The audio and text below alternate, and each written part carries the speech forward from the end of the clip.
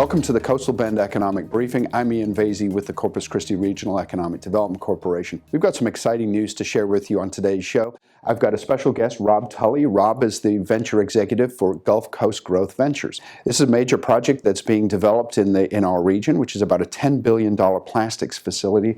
Rob, welcome to the show. And thanks very much for having me on the show. Gulf Coast Growth Ventures is a joint venture between ExxonMobil and SABIC, and it's to build a world-scale ethylene plant along with 2 polyethylene derivative units and a monoethylene glycol plant. Tell us about the product. Well, monoethylene glycol is just antifreeze. Okay. It's also a building block for those plastic water bottles that everybody uses. It's also a big building block for polyester fibers, and that's really the market that's driving MEG growth. The polyethylene, if you walk into a supermarket, just about all the plastic you see in a supermarket is polyethylene. This is a product that's in global demand, isn't it? I mean, it's not just United States growth, it's worldwide, I think. Well, in fact, the growth is really all happening in the so-called developing world. So Asia, Latin America, Africa, that's where most of the growth is. You know, for the last 20 years, these kinds of plants were being built in the Middle East and in Asia. Those products being made and shipped to the United States. We're kind of turning the world on its head. Those plants are being built here, products are being produced here, and they're being shipped to Asia and to the Middle East and Latin America. I know that your team looked at a number of locations. Why did you select the Coastal Bend for your location?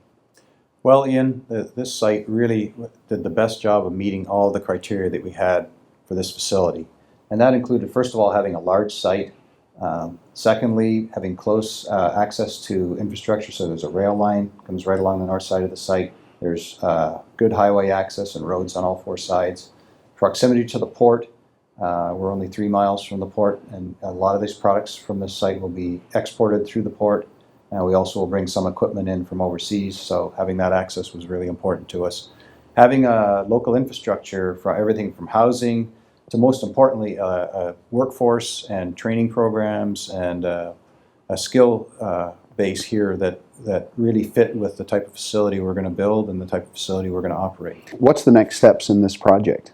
Well, the next step is for us to submit our environmental permits for water and air to the Texas Commission on Environmental Quality, or TCEQ. Assuming that all goes according to plan, we would start actually constructing the plant in 2019, and startup is targeted for about mid-2022.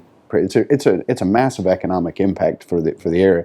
Tell me about the jobs. That's the part I'm the most excited about. These are great jobs. I mean, I always tell my kids, these are the kinds of jobs I want you guys to get. The 600 permanent jobs in the plant.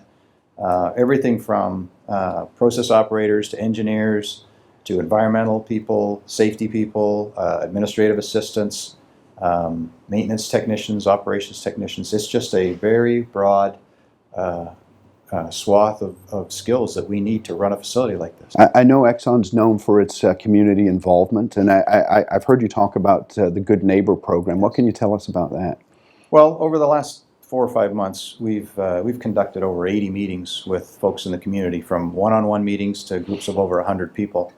And in those meetings, we've shared facts about the project to make sure people understand just what it is we're building and how we plan to build it. But more importantly than that, we've heard from the members of the audience and the community questions that they had about the facility and concerns that they had about this plant coming into the community. As you know, when we submit our permit to the Texas Commission on Environmental Quality, we are required to demonstrate best available control technology in the plant. We are required to meet national ambient air quality standards for all of those emissions. And I'm okay with that, because it really holds us to a high standard.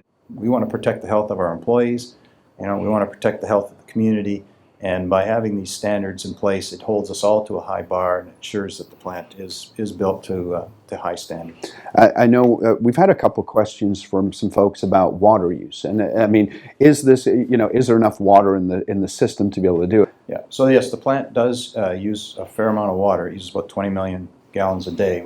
We've been assured on multiple occasions that there is plenty of water for municipal use, for personal use, and for industrial use, including our facility. Now, having said that, there's always going to be future growth. There's always the threat of a drought, and those are concerns that we all have. And we have indicated to both the San Patricio Municipal Water District and the City of Corpus Christi who are looking at, what are the next steps? Should we Right. build a desalination plant down the road? And we've said, we are very interested in participating, but that we would be as a customer, and that they would make the determination of when the area or the region would need additional water supplies. But what they've said, at least in the short term, which is the next 5 to 10 years, it looks like there's adequate water for all the current and anticipated growth needs. We've heard you guys make big commitments to the health and safety, not just for your own employees, but to the community. It's a message that's been heard. We're very pleased to have a good corporate citizen in our community, such as ExxonMobil. Rob, thanks for your time today. Thanks for the information you've been able to share with us. This is an important project, and it's going to have a large-scale economic impact on our entire area. I think a lot of folks are going to start feeling the economic benefits from the project, both in housing, consumer spending, and in job creation. This is the kind of project that transforms our economy. So we want to welcome the Exxon folks to town. Thank you for watching.